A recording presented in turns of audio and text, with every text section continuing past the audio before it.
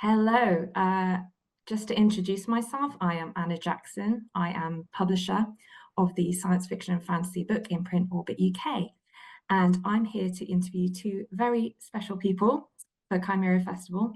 They are the wonderful Daniel Abraham and Ty Franck, who collectively make up the amazing writing duo James S.A. Corey. They are the authors of what I think is very fair to say is the most popular and acclaimed science fiction series of the last decade, The Expanse. It sold 8 million copies. It's been made into a vastly popular TV series. It's also won the Hugo Award for Best Series. And excitingly, last year, Daniel and Ty also released the start of a brand new series called the Captives War series. The first book is called The Mercy of Gods. It was an instant Sunday Times and New York Times bestseller. And it tells the tale of the Carracks, who are an alien empire. They descend upon the human world of Antian, and many of the humans are slaughtered instantly, but the best and brightest of them are taken to the Carracks world as slaves. Our main protagonist, Dafydd Alcor, is an academic who's swept up in the conflict, and his destiny is to become humanity's champion and also its betrayer. It's an amazing book, and yeah, very happy to be here asking Daniel and Tyson questions. I'm going to ask a few of my own questions, and then towards the end, I'll also have some questions that readers have sent in. So, hello, Daniel and Ty. Hey, thanks for having us. Thanks for joining me. So yeah, to start with, I was going to ask, how does it feel having written the vastly popular Expanse series to then release the start of a brand new series? Was that a nerve-wracking moment for you? Were your nerves racked? No, I don't get nerve wracked. I mean, it is for many writers, it is the beginning of their downfall. We know a lot of the writers who became very famous for one series in particular, like Thomas Covenant. Um, Stephen Donaldson, talks about how when he released anything that wasn't Thomas Covenant, like his book sales just vaporized. Yeah. So you do go into it with that in mind. That Yeah, it is the moment when we find out whether we have Expanse fans or James S.A. Corey fans. So that's interesting. Mhm. But it seems to turn out pretty well so far. The reaction has been amazing. Yeah, I we'll would see if they say. come back for book two. We Well, got book one is for free. Book one, we're drafting off the Expanse. Book two is the evidence. We'll see how it goes. oh, everyone needs to know how the story continues, believe me, including me. Um, so taking the Expanse series and the Captives War series, what would you say for maybe people who haven't read both of those? What would you say are the main similarities between the two series, and what might be the major differences between the Expanse and the Captives War series?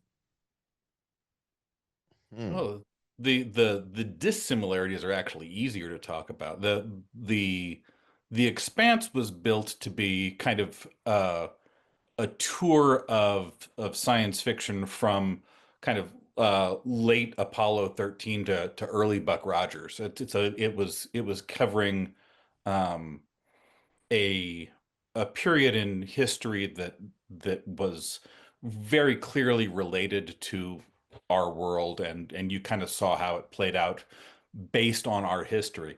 The Captives War is really the far end of space opera. It's the one where there are vast galactic empires and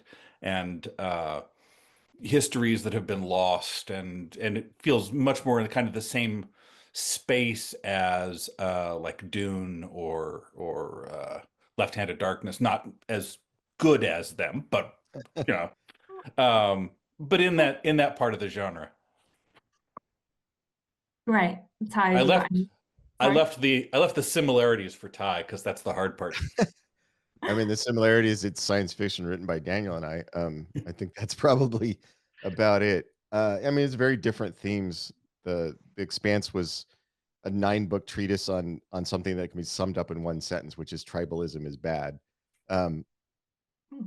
the the Mercy of Gods is a different treatise, but it's not about. It's less about tribalism and more about how to keep your identity when the circumstances that you've built that identity in are destroyed. Mhm. Can we talk a bit more about Mercy of Gods? I mean, where did your ideas come from for the Mercy of Gods? Like how did that originate as a concept? Wow, you're Well, doing I the where do have, you get your ideas question. yeah, no, Sorry, please. no, no, no. I have a No, good no, answer it's to that. okay. I get my ideas from Ty. That's that's how it works. Yeah, I've spent the last 20 years trying to refine my job down to I'm the guy who has an idea and then other people go do it. Um, Perfect. and it's slowly moving in that direction. Uh, no, I had pitched this idea to Daniel while we were still writing The Expanse. So this was years ago. I pitched him the idea of doing a sort of sci-fi retelling of the biblical book of Daniel, and sort of pitched him what I thought a story in that retelling would be like. And at some point he decided that he liked it enough that it should be our next project. So I mean, he says he gets his ideas from me, but that's still a consensus thing. Like if I pitch him an idea, he goes, "That's terrible, and we're not doing that." It's not like I have like veto powers or I can overrule him or anything.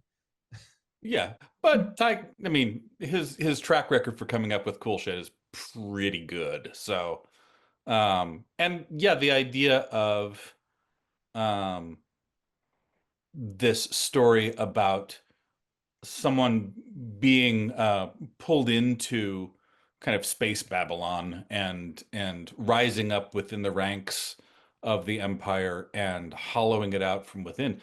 That was pretty cool. I thought that was a story I haven't seen a lot of, and it's got a lot of potential, a lot of juice in it.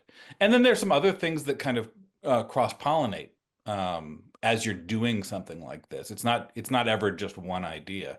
So Mm, um, Ty built the frame for it, and he built the scaffold and the thing. And then it turns out there was a Radio Lab podcast that I had heard years ago that was in the back of my head that um, kind of fit in here well. And there's a bunch of stuff you can do with aliens that is kind of cool. And then reading about superorganisms and the biology and evolution of ants and bees and it winds up being a place for a lot of interesting things to kind of smash into each other. definitely. You're talking a bit there about the kind of biological aspects. I'm just thinking about the theme of academia, which feels like quite a strong theme within the book, because I mean, the central characters are all primarily academics, and yeah, academia feels like it is a very strong theme, and kind of the challenges of academia. Is Can I ask firstly, why did you choose to focus the stories on a group of academics, and also is that based on some personal experience of academia? It would no, it's because I was trying to figure out why a species that has the technology to travel many light years would bother going anywhere. What would you watch old sci-fi and they come to Earth, they're going to steal our water or they're going to steal our gold or they're going to and once you learn anything about science, you realize that all those things are equally distributed around the universe. So there's going to be much more water and gold next to the aliens than they're going to get by coming here. So so you start thinking about like why would anybody bother to go conquer some other area of space? What's the point? Because all the things that you need are going to be right at your home world or near it. It's what's the one we were talking about, Daniel, the Dairy Queen problem. No matter how much you like Dairy Queen, you're not going to drive 1,000 miles to go to a Dairy Queen because I guarantee there's Dairy Queen within 3 miles of you. That's the problem with space opera, with like these empires conquering each other, is there's a Dairy Queen next to you. You don't have to drive to Earth to get your resources. So what is actually rare in the universe? And the only thing I could come up with, and this is what I pitched to Daniel, the only rare thing in the universe is intelligence. So the only reason a species would go to another world to conquer it and take away its stuff is if what you're taking away is intelligence. If what you're taking away is another group that has a different perspective on the universe, has different insights about how the universe works, has different kind of science, that might be useful. That might be valuable. And so that's what our aliens do, is they go around the universe conquering all the other intelligent species, bringing them back to their planet and going, okay, invent stuff for us, do science for us. Yeah, be useful. Yeah, be Mm. useful. And so who's going to get taken back? It's going to be the academics, it's going to be people, it's going to be the engineers, it's going to be the scientists, it's going to be the doctors. Um, those are the people you're going to bring back, because those are the people who are going to be able to do useful things for you. Mhm.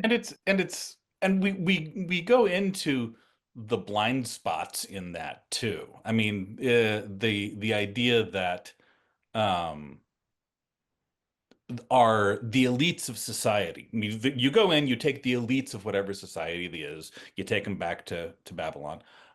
That's making a lot of assumptions about what elites are and about whether they are actually the most effective individuals or not. And there's some holes in the theory. It's not a perfect plan. And that's part of the fun of the books, is having a bunch of academics who were at the top of their game suddenly in an alien world going, okay, how do we grow food? Yeah. Does anybody remember how that worked? So there's a tension. There's a tension between being an elite and being useful. And it's so interesting as well how you see them in their, these scientists in their natural habitat to start with, and then everything changes and they're suddenly thrown into the situation of peril. But you set up these certain character dynamics at the start and see how are they in the normal situation, and then how do these character interactions play out in this situation of huge stress. And I personally love that, the depth of the characters and just how amazing all those interpersonal relationships were there particular characters that you really are enjoying writing with the Captors War series? Are there ones that really kind of stand out as your favorites? I mean, you like all of them when you're doing it, otherwise they wouldn't Yeah, be there. yeah. But one of the things that we talk about a lot when we're doing this is it's actually a term we stole from Elizabeth George, the mystery writer, the idea of the pathological move. It's like the here you have this person who, when they're under stress because they're need to get the report ready for the academic committee to make their funding pitch for next year. The way that they deal with that stress is kind of the same way they deal with the stress when they're suddenly in an alien prison. They're the same person, but and they have the same coping mechanisms, but the coping mechanisms become something else in a different context. And that's part of the fun of it. And having all these people Mm, who have their particular individual ways of failing, um, mm, becomes that's part of the fun of making people. yeah. Ty, did you have anything to add there? No. That was a good answer. Thank you. I, Thank you very much. I think that's part of just how the book is so affecting. It's that the reactions of the characters feel so realistic in the situations. It's somehow, this is the alien invasion story which has felt most real to me and most kind of genuinely shocking and unnerving, in just how believable the human reactions are to this crazy situation when the alien ships descend and they're taken, abducted, and half of humanity wiped out and stuff. Do you're talking there about kind of theoretically how you think through how they might react. Do you kind of emotionally become involved in these situations? Do you almost have to mentally put yourselves in these scenarios, and does that ever feel traumatic, or do you feel like you always have a distance? I don't think I've ever felt traumatized by it, but I mean, you have to be able to empathize with Mm, the characters to make them believable. If you can't empathize with their reactions to things and the things they're going through, then they're not going to come across as realistic characters. Um, yeah, I mean, we've all had. You just have to learn how to transfer your traumatic experiences from one context to another. So, I mean, we've all had a traumatic experience. We've all had something happen that changed the context of our reality unexpectedly in a dramatic way, and then had to recover and try to figure out, okay, who am I now in this new circumstance?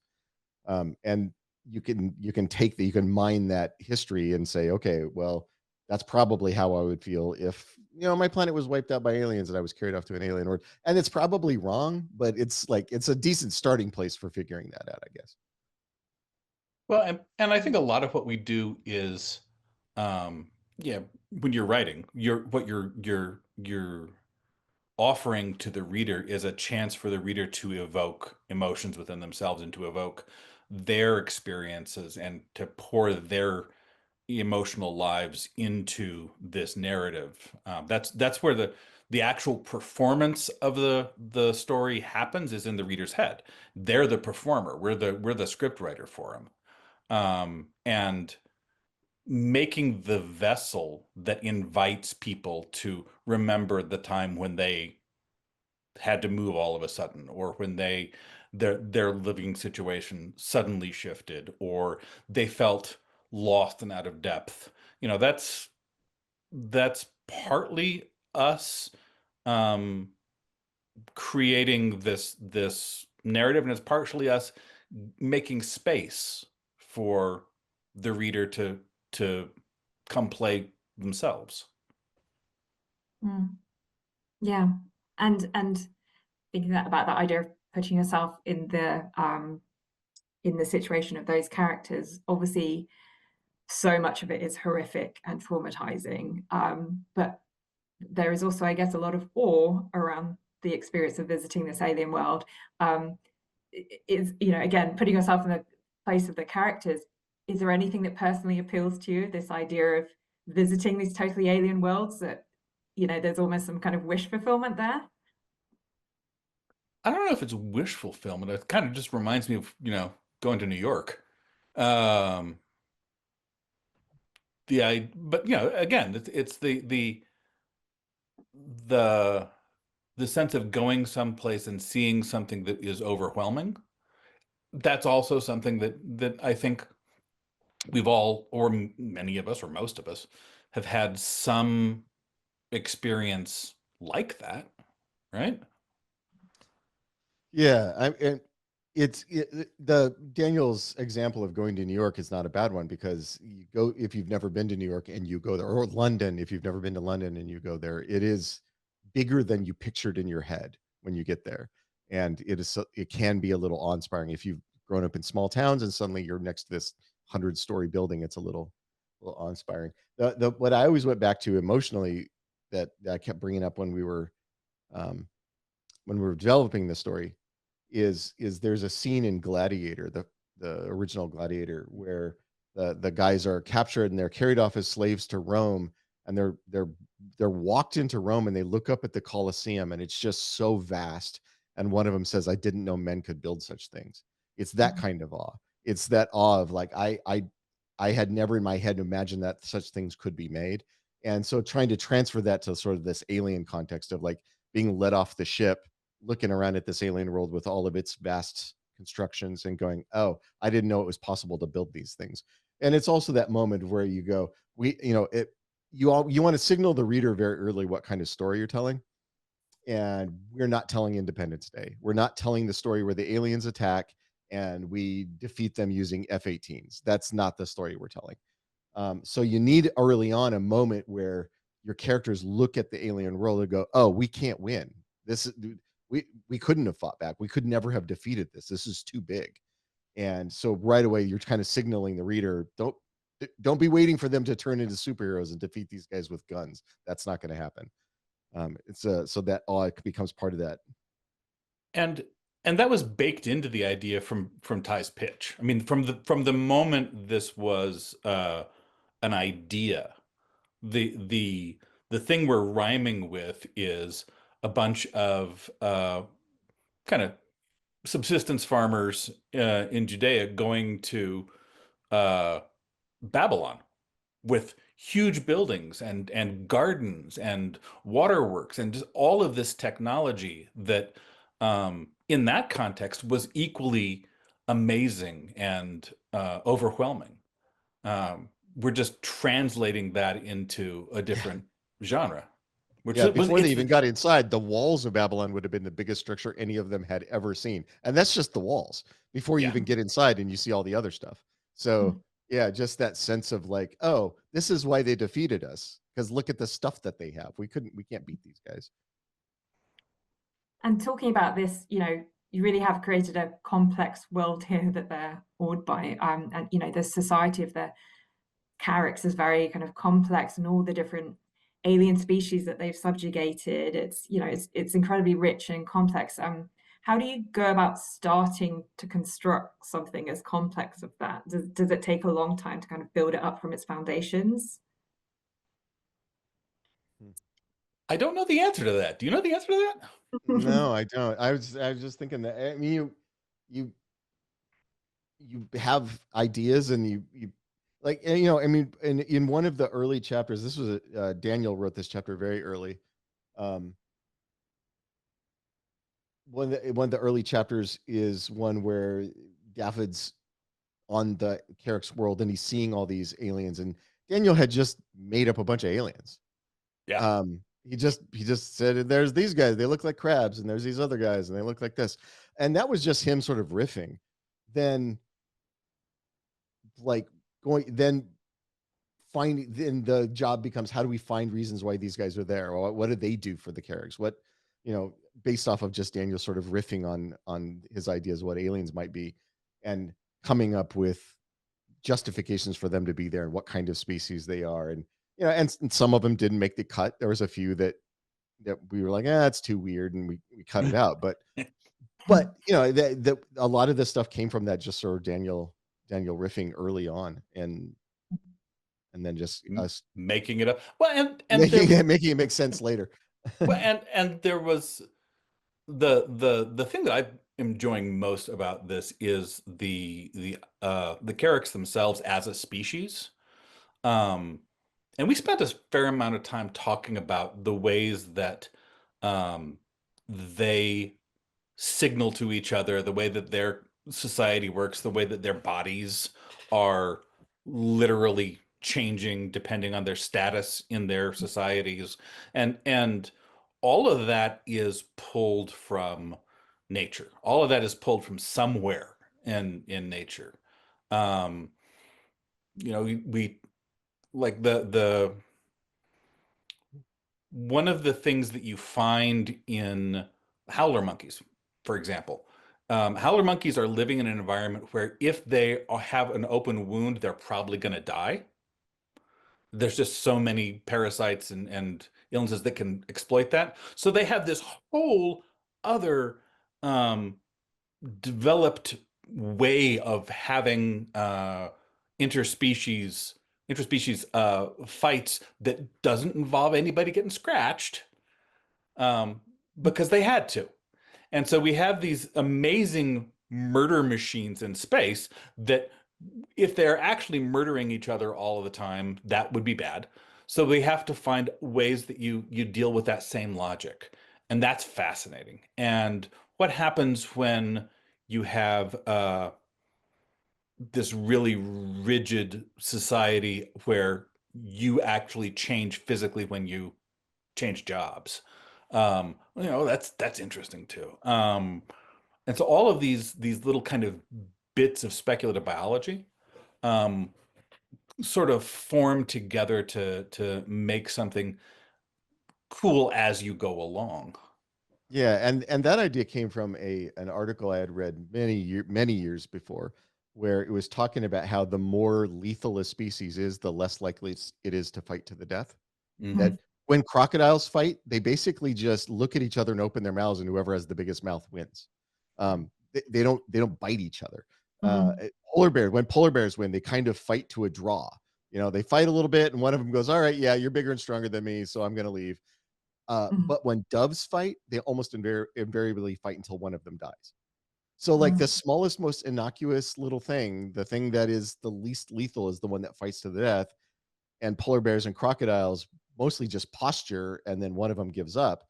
And so we're Mhm. like, okay, so that's an interesting fact of the species. Like The Carricks don't fight to the. They're incredibly lethal. They don't fight to the death. They just sort of posture at each other, and then one of them goes, "All right, your arms are bigger. I'm leaving." You win. And then the thing about so you look at ants and like superorganisms like ants. Daniel mentioned that early on. Um, Many species of ants have members of the group whose bodies will change based on chemical signaling. Like there's Mhm. the farmer ants, where they take some of the ants, they climb up, they hook their jaws into the ceiling of the cave, the roof of the cave, and then their bodies become these huge distended things that store chemical energy.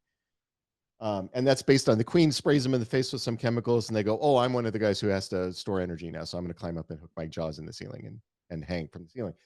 And they're ants, so they don't care. But my premise was, what if you had a superorganism like an ant colony, but each ant was smart, each ant was sentient? How would they react to getting sprayed in the face by the queen and being told that they have to hang themselves from the ceiling and become a bladder full of chemicals? um, what would the experience of that be for them if they can actually know that that's what's happening and think about it? That's what made them an interesting species to me. So it's just little stuff like that that you read about and you go, "Huh, I wonder if you could stick that in a story someday." Turns out And you then can. it's, yeah, and then it's really interesting how, yeah, the human characters in the story are then comparing their own, thought processes and societal habits and thinking we are nothing like this and we need to kind of learn how different these species are from us. And yeah, it's really interesting what you're saying there about how much certain animals will fight to the death or not. And I think there's really interesting exploration of that within humankind. How, for what reasons will people decide to fight to the death or not, and where is the line for different people? And there was something that for a while we were working with Paolo Bacigalupi, the guy who did the water knife and that Yeah. stuff, and he was talking about the idea of um, learning your way out of crisis, Mhm. of being in a situation where what you need to do in order to survive effectively is understand. Mhm. Um, and that's such a powerful idea, and I think it was really influential for me. Mhm. And I think it has a lot of roots in in this project. The idea of Mhm. coming into something where you don't understand and you have to. Mm. Um, Yeah, And and that instead of violence. So we Mhm. we we sort of put those two versions of fighting back on the page in the first book. We have a character who decides that he has to lead a rebellion and that they're going to fight back physically against the Carricks, and they're going to win through violence. And then you have our main characters who are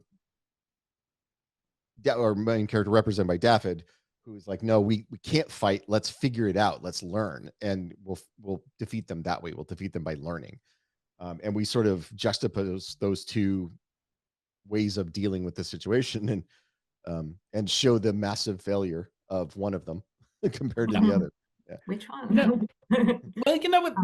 We have a lot of history in not just in the genre, but just um, in literature of this idea of redemptive violence. The Mm. idea of um, you know hitting things until the world's better. We talked about this in the Expanse. We had a line that was everybody trying to kill their way to a better tomorrow.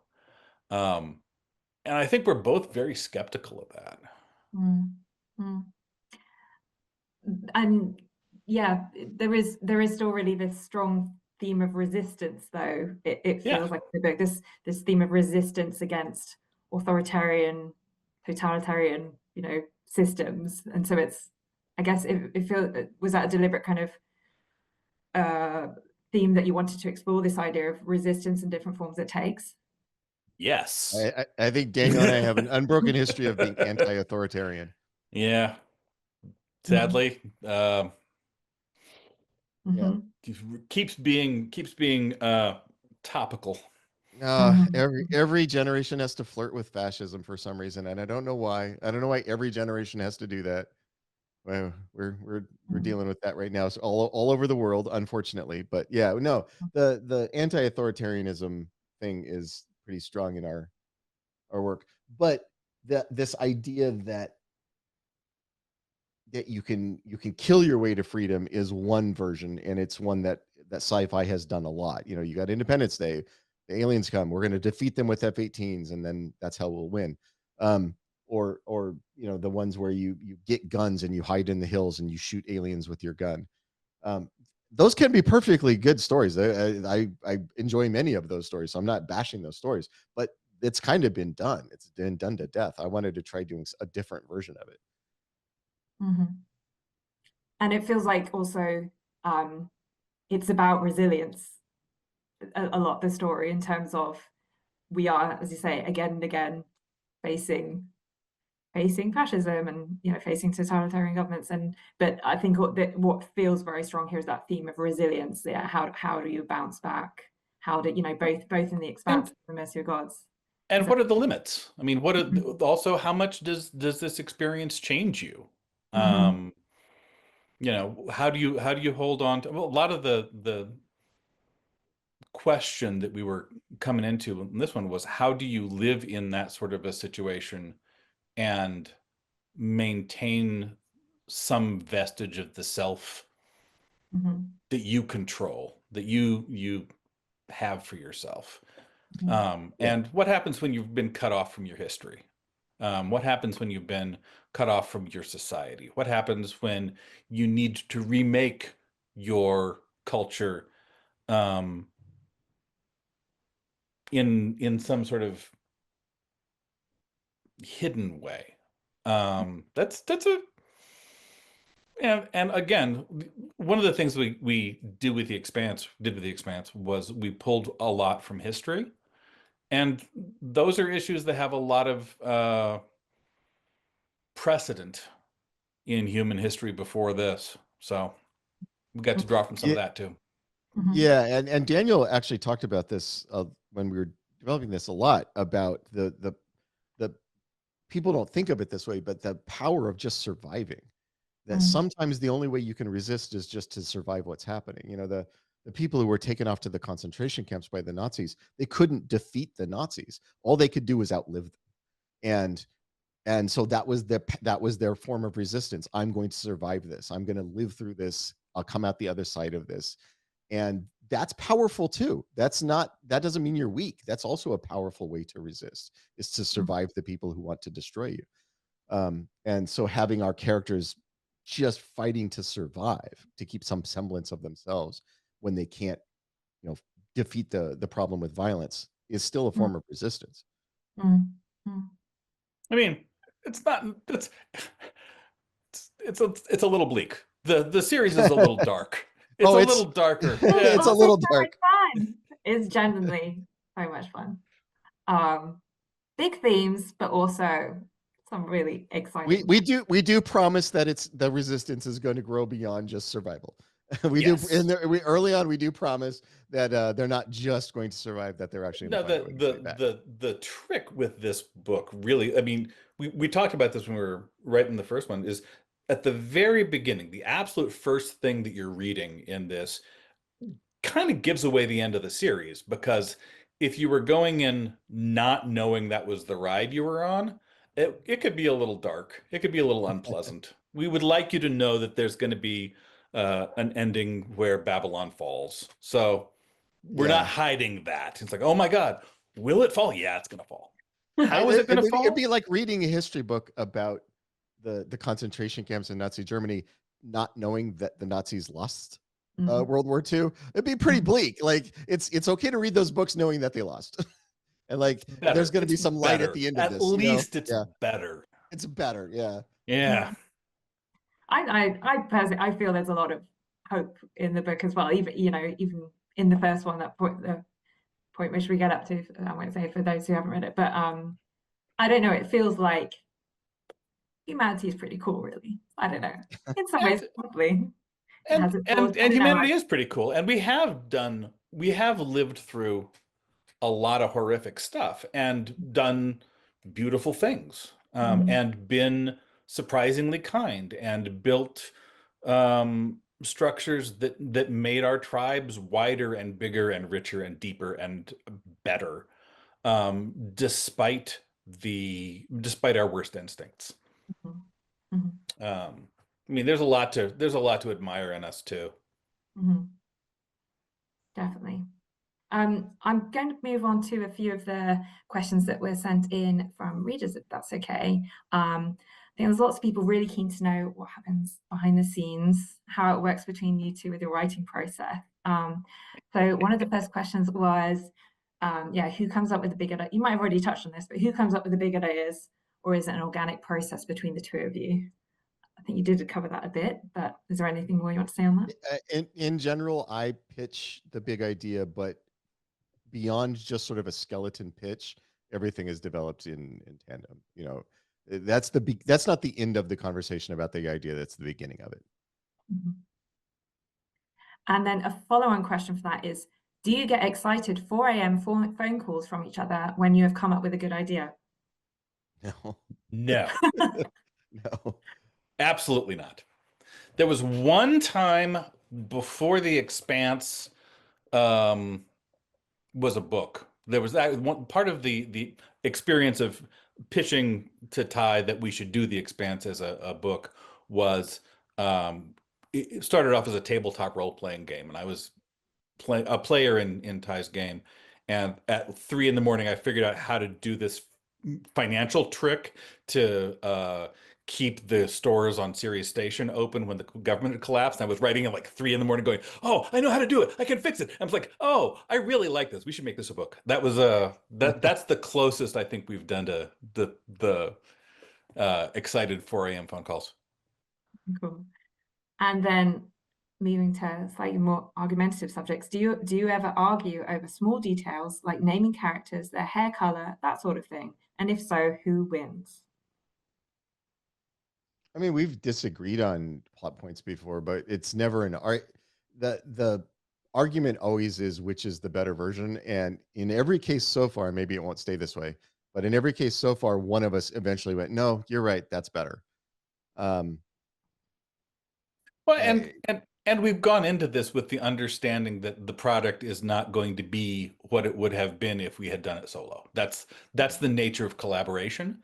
So, if it's not an important point, then sometimes you say, okay, sure, that we could do that too. Mhm. That's fine. in every case where there was a lot of disagreement, um, it was just because the person who had the better idea was not clearly articulating what their Yeah. better idea was. And as soon as they finally go, "Here's what I'm saying," and they finally get it out, in every case, the other person has said, "You know what? Now that you said it that way, I totally agree. You're right. I That's better." no, I see how that would be a good thing. Now, I remember there Yeah. was one plot point in The Expanse we were kind of going back and forth on, and we wound up um picking the one that was visually prettiest. Yeah. The most cinematic. Yeah, it's like, okay, Yeah. nah, that's a great image. Yeah, we should do that. We should have that Yeah. image. That's yeah. Um, so those, you know, it is a conversation. It's not a fight. Mhm. And that's I it, mean, and that works very when people well. ask, well, and people ask us about collaboration, one of the things so Daniel's collaborated a bunch. He collaborated with with George R. R. Martin and Gardner Dozois on a book. So he's done multiple collaborations before this one, and his advice always was, you got to check your ego at the door. Yeah. If you bring your ego to it, if everything has to be your way, if you have to be the one with the good ideas and all of Then that, it's going to be a miserable process.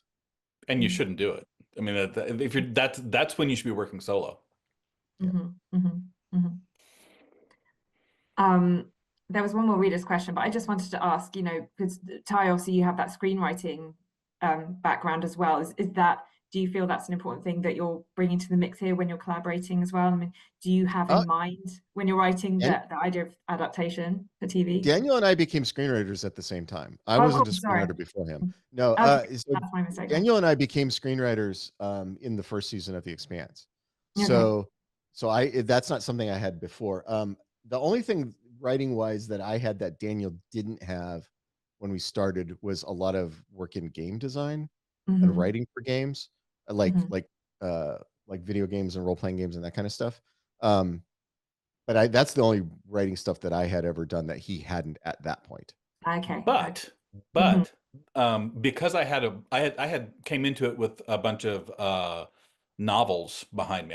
What I mhm, brought initially to it was I knew how to write a book, and it Yeah. mhm. made it so much easier for Ty to be the screenwriter because he didn't have like years Mhm, of bad habits to mhm, unlearn writing screenplays.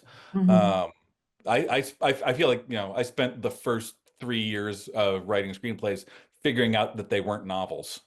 Um, Yeah, It- I was less indoctrinated into writing novels when we started writing yeah. screenplays.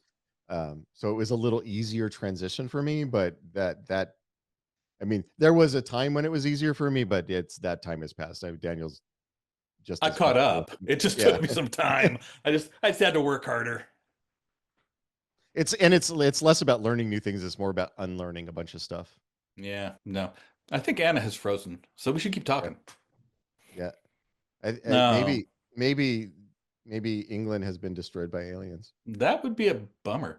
I will say this. I mean, we're still recording this. For folks who are interested in like watching what the process actually looks like, we actually have a Patreon project that we do where we're writing in the process of writing a completely different story, um, kind of in the window where people can come and watch us have those conversations and work through those issues and have the fights. But it's a blemished version. It is all the warts and lesions and problems. You'd have to actually want to sit through a lot of conversation. Yeah, that one would probably answer most of these questions because we actually do record every conversation we have about that book. And we're doing some with that book that we've never done before, which is we started without an idea. We Yeah. actually You get to hear us pitch ideas back and forth until we land on one that we like. So unlike the other books, this was not me bringing Daniel an idea and us starting from that. This was us just trying to figure out what idea we wanted to write about and then doing the entire writing process in public. So yeah, if people want to go check out I think that what's it called? It's James S. A. Corey Writes a Or Novel. writes a novel. It's on Yeah. So Patreon. if you And go on Patreon and look for James S. A. Corey Writes a Novel, you can find us there. you can watch the creative process in such detail, you will be bored and horrified. I believe the term is nauseating detail. Yeah, yeah, yeah. It's like, you ever have like stage magicians talking about the experience of learning what the tricks are? There's that sense of magic. How did they do that? That's amazing. How do they, and then you find out how they do it, and you go, huh, You go, that's kind of fake disappointing. legs, fake legs. Yeah, right. So that's our fake legs project. That's if you want Yeah. to see how really it's not glamorous at all, and it only works because you're not there for the whole damn thing. That's the disappointing behind the scenes look. I'm sure you have so many, aspiring writers that follow you. So I'm sure we'll be very much interested to see behind the scenes. Yeah, I Um, know it's only so useful. Everybody's path is different. So mm. yeah, if it's fun, come hang. If it's not, don't. The final question I had from reader was, do you ever get writer's block? Relevant on that. Yes, kind of. I mean, we get stuck. It's not even writer's block. It's just, I I get writer's procrastination. yeah, it's not that, and it's almost always because we start editing before it's time to start editing. You start judging whether it's good or not, um, or holding it up to the idea of what you had in your head, and it's not quite that, and then you're not writing, you're rewriting before it's done, and that's deadly. And so this book is planned to be a trilogy. Yep. Was that always the idea from the start? Had you kind of planned it out, you envisaged it as that, and was that a deliberate difference to, the 9-book series that Expanse is? Yeah, no, we deliberately said let's not do 9 books. Um, there's a comedian who had a joke. This was way back in I think the 70s or 80s. He said the reason my wife and I have 5 children is because we do not want 6. And and I think about that with when we were talking about how many books this should be. We're like, we just finished writing a 9-book series. We didn't want to do that again. We did not want to write 9 books. It's 3 seemed a much more manageable number. and stories have their own size. I mean, there was a version of The Expanse that was 12 books, but 3 of them were boring, so we didn't write those. Um, this is a story that I think fits well in 3 books. It doesn't overstay its welcome. And yeah, and also 9 books is a lot. That was a big project. Is this trilogy all planned out in detail, or are you still do you know the basic beats? How, yeah, obviously you have excitingly delivered your new Wiccan series, which I'm really excited to read. But what about is the third book already kind of detailed? No. The third book is thumbnailed. Yeah. The third book has we know, what's gonna happen. We know how we know what the end looks like. We need to like carve out a few weeks to, send me over to Ty's place and work out the beat by beat for the individual chapters, but that's later this summer. Yeah, I mean, in general terms, we know what happens in each of the 3 books. It's sort of at the 1 paragraph level, we know. But last year, I went to New Mexico for how long was I there? Like a month, 6 weeks, something like that. I think closer to 6 weeks. Yeah, so I was in New Mexico for 6 weeks, staying in Daniel's pool house, like Kato Kalin, and and every day he would come over to the pool house, and we would set up. We had a little office there in the front, and we outlined book 2. And it took the whole time to get a pretty detailed outline, and we'll need to do that again for the book 3. So Yep.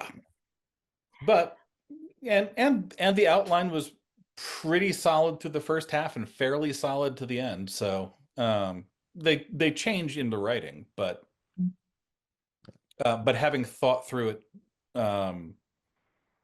like that beforehand was really useful. And in the process of doing that, we figured out a bunch of stuff that happens in book 3 because we know what we're setting up and we know how it pays out. And so I'm thinking we might not need all 6 weeks this time, but we'll see. yeah. And I mean, I think the main advantage to it is it keeps you from painting yourself into a corner. There's a little more time pressure, I felt like, with this book, just because there's so many other things going on. The amount of time we had to actually write it felt less. So going down some blind wrong paths and then having to back up and start over would have sucked. That would have been bad. So yeah, spending a lot of time figuring out the path ahead of time kept us from driving down the wrong road for too far.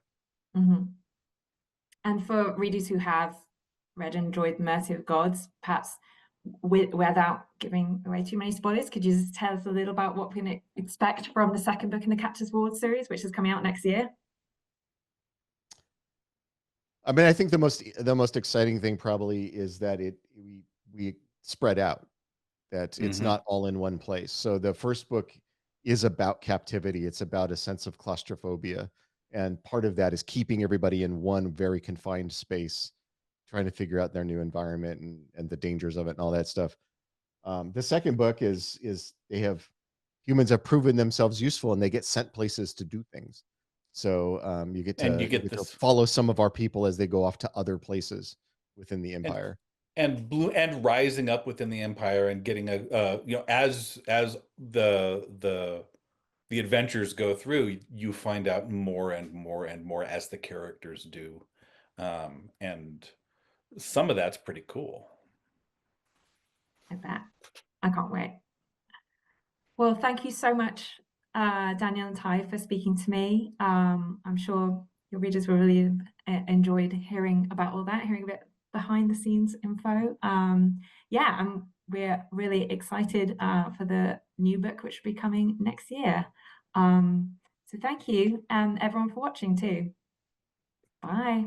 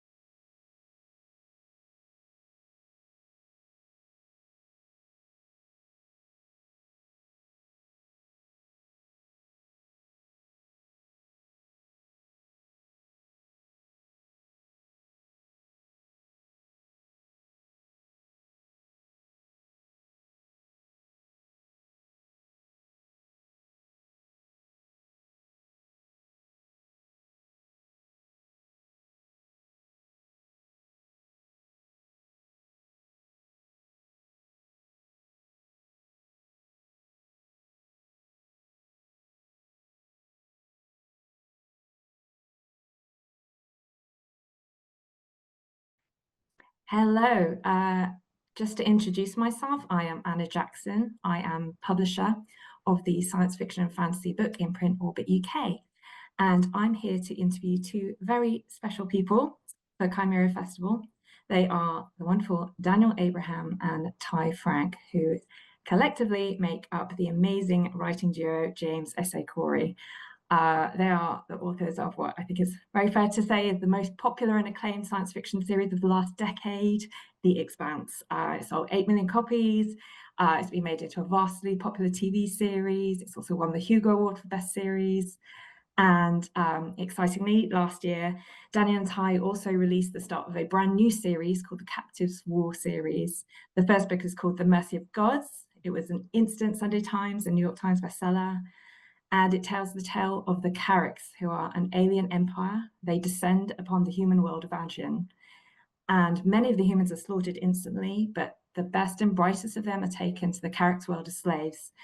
Our main protagonist, Daffod Alcor, is an academic who's swept up in the conflict, and his destiny is to become humanity's champion and also its betrayer. It's an amazing book, and yeah, very happy to be here asking Daniel and Tyson questions. I'm going to ask a few of my own questions, and then towards the end, I'll also have some questions that readers have sent in. So, hello, Daniel and Ty. Hey, thanks for having us. Thanks for joining me. So yeah, to start with, I was going to ask, how does it feel having written the vastly popular Expanse series to then release the start of a brand new series? Was that a nerve-wracking moment for you? Were your nerves racked? No, I don't get nerve wracked. I mean, it is for many writers, it is the beginning of their downfall. We know a lot of the writers who became very famous for one series in particular, like Thomas Covenant. Um, Stephen Donaldson, talks about how when he released anything that wasn't Thomas Covenant, like his book sales just vaporized. Yeah. So you do go into it with that in mind. That Yeah, it is the moment when we find out whether we have Expanse fans or James S.A. Corey fans. So that's interesting. Mhm. But it seems to have turned out pretty well so far. The reaction has been amazing. Yeah, I we'll would see if they say. come back for book two. Thanks, We Bill. got book one is for free. Book one, we're drafting off the Expanse. Book two is the evidence. We'll see how it goes. Oh, everyone needs to know how the story continues, believe me, including me. Um, so taking the Expanse series and the Captives War series, what would you say for maybe people who haven't read both of those? What would you say are the main similarities between the two series, and what might be the major differences between the Expanse and the Captives War series? Oh, the dissimilarities are actually easier to talk about. The Expanse was built to be kind of a tour of science fiction from kind of late Apollo 13 to early Buck Rogers. It was covering um, a a period in history that was very clearly related to our world, and you kind of saw how it played out based on our history. The Captives War is really the far end of space opera. It's the one where there are vast galactic empires and